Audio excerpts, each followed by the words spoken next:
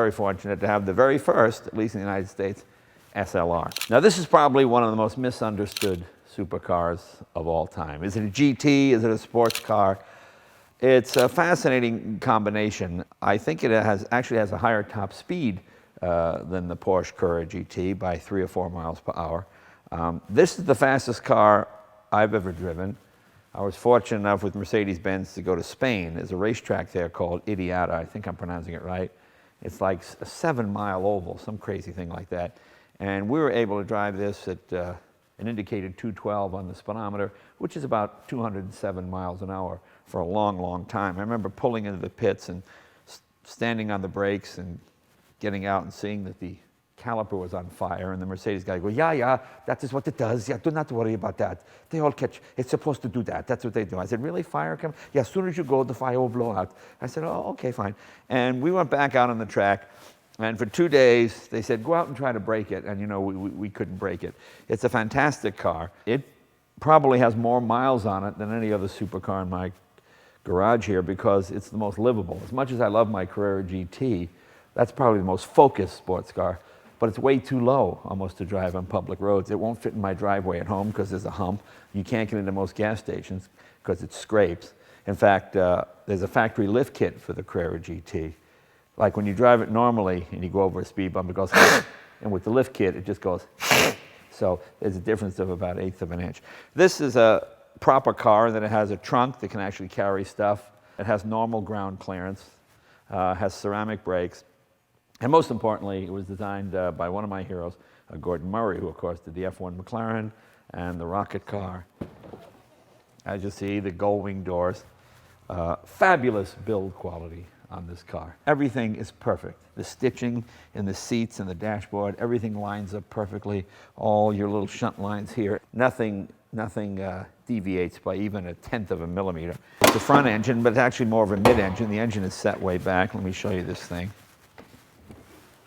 It is 617 horsepower, weighs about 3,800 pounds, which seems a little heavy for a car of this nature, but compared to the regular SL Mercedes, which is well over 4,000 pounds, more close to 4,400 pounds.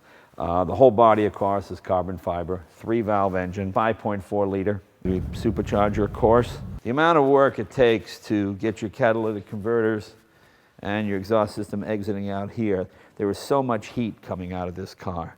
It is unbelievable. I mean, just the engineering, this is the kind of thing I like. Look at this here. Look at the way this whole cantilever system here works. And this hood is actually quite light. I mean, it doesn't weigh, I don't know, 5, 6 pounds, something like that. I've got the 19-inch wheels on it. I've had this car now for 3 years, and no blow-by, no grease, no oil leaks, no nothing. It's just been pretty much a bulletproof car. The main problem maybe people have with this car is that it's more of a GT than a true sports car. I personally wish it had a proper manual gearbox.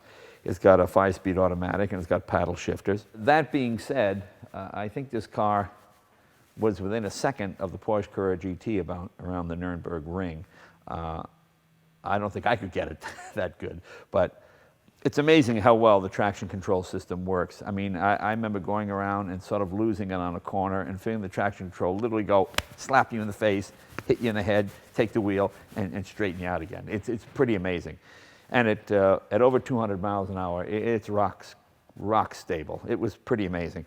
And these were not cars that were modified in any way for the track. They were all the stock SLR. As good as the car is, under 100, when you're well over 100, then it really comes into play, all the handling and the traction control, the aerodynamics. That's what Gordon Murray does best.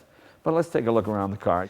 You know, with most cars, modern cars like this, with all this electronics and computers, you've got to constantly run a battery charger. When you're given these cars, they give you like a little battery charger. It plugs in here. And when you're not using the car, it'll charge it up.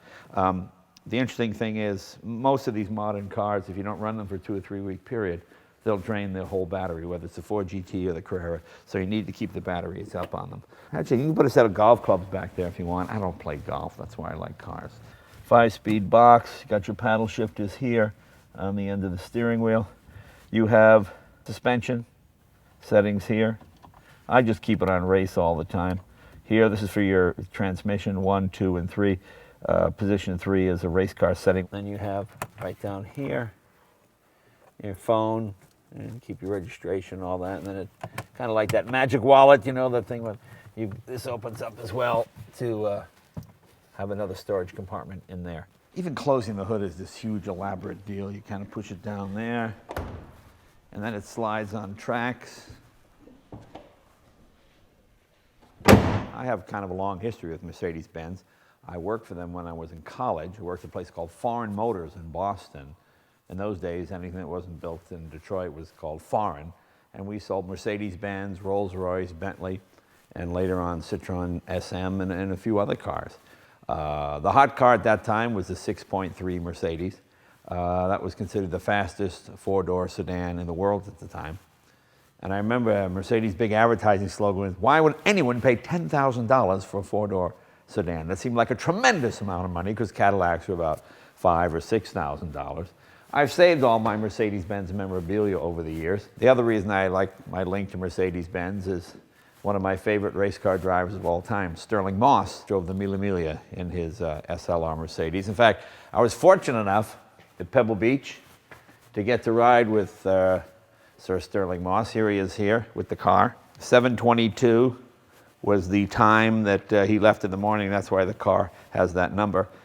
That's the 1955 300 SLR that he drove at an average speed of over 100 miles an hour for 1,000 miles. I was having dinner with Sterling Moss at a Mercedes function. He said, "Jay, you know, tomorrow I'm going to be driving the SLR around Pebble Beach. Would you like to go for a ride?" And I said, "Oh, that'd be great." I said, "What time?" He said, 2 o'clock, 2 o'clock. And I was so excited. I was up all night. I didn't want to be late. So at 8 o'clock in the morning, I was actually standing by the car because I didn't want to take a chance that I would miss my ride with Sir Sterling Moss. Here he is here. Here we are doing the whole deal. And I've saved all my Sterling Moss memorabilia over the years. And they have come out with a 722 version of the SLR in honor of Sir Sterling Moss. It's amazing how many people took pictures of Sterling and I that day at Pebble Beach. People are kind enough to mail me all the copies. And as you can see, I'm the happiest boy in the world. I get to go with one of your childhood heroes, you know. A lot of times you don't want to meet your heroes because you go, "Oh my God, they're like drunk, or they're idiots, or they're racist, or there's something horrible." So you try to avoid meeting your heroes. But this is one time it was everything I expected it to be. Sir Sterling Moss was always my hero when I was a kid, and my mother was from Scotland, so he was a great patriotic British driver. So when I met him, he was a true gentleman, and boy, he still had it. When he took me through the corkscrew with that car, even at 78 years old, he was doing this. I mean, it was pretty amazing. It was a lot of fun. It was a once-in-a-lifetime opportunity. Now, if you're a Fangio fan, ooh, I have something here.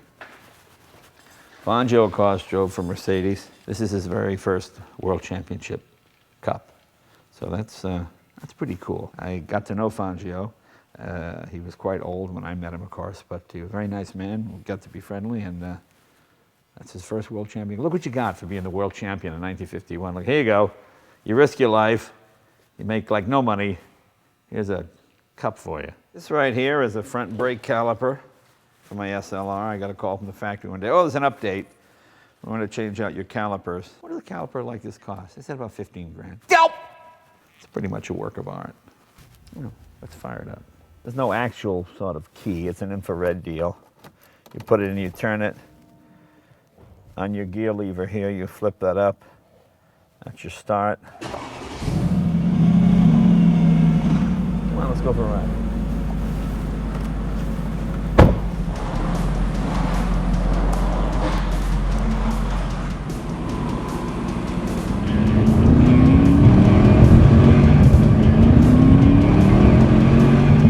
Say, what's the difference between this and a regular SL Mercedes? You know, it's kind of like a handmade pizza and a frozen pizza. They both look the same from like 5 feet away, but one is really.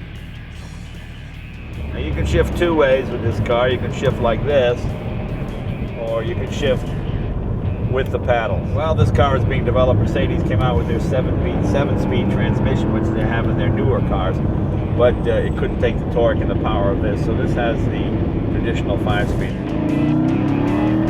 The critics really went after this car when it first came out.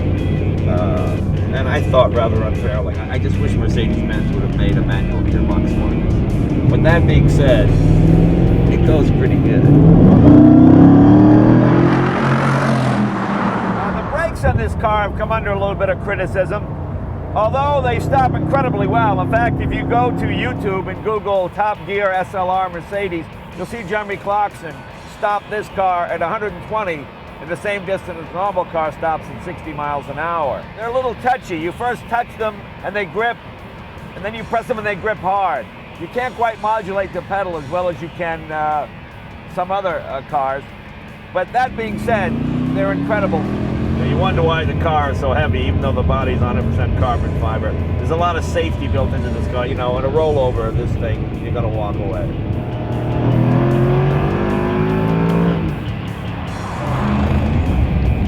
It's hard to keep them getting the ticket. If you have a kid, don't let them drive. Another nice thing about the air brake is, since this is LA, it also works as a bullet deflector. You know, kind of like Bond had on the Aston Martin. Somebody's shooting at you, oh, you just flip it up, there you go. And you clean all the shells off the inside when you're done.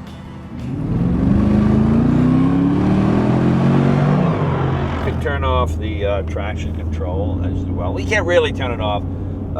You can turn it off a little bit. You know, the Germans never give up power completely, but it's incredibly stable at high speed. You know, that's where Gordon Murray's genius is.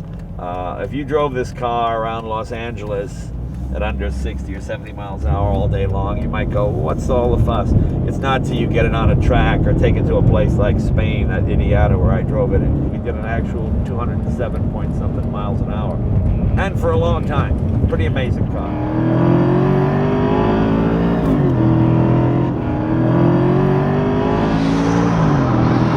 Always think of the European cars as having the exotic high-pitched wail like the Porsche or the Ferrari, and this has a very guttural American V8 sound. And like a big American V8, you can do this.